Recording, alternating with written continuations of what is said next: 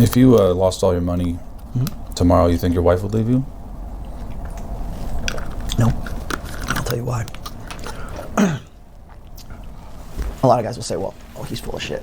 But I would say no. And the reason for that is because I have creative intelligence. And that's one thing that that women select for. Is they've done studies, I should say. I'll just give you a little bit of a preface here. They've done studies where they have, like psychological research, where they've asked women who are they more attracted to, you know. Now, granted, this is all self-reported, but they would set up these scenarios for just theoretical men that were supposed to be attractive.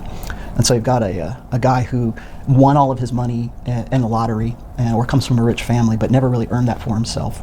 And then you've got a guy who is wealthy or well off because he has the capacity to create things or to do things, so working his way out to get character. Right. But also, there's a lot of studies about creative intelligence and how creative intelligence is a selected for attribute in women's attraction for guys. So the guy who could go and build a house, for instance, was more attractive than the guy who couldn't. The guy, like, I get this all the time. Guys will say, well, why do women like these loser, heroin addicted, musician types, or these artists, these tortured artist archetypes? Why do they like it? Well, the reason for that is because there is a certain attraction to creative intelligence. So it's not, if the guy is just simply a heroin addict and he's just this sad sack and has no other redeeming qualities beyond that, yeah, actually, I would presume most women aren't attracted to that.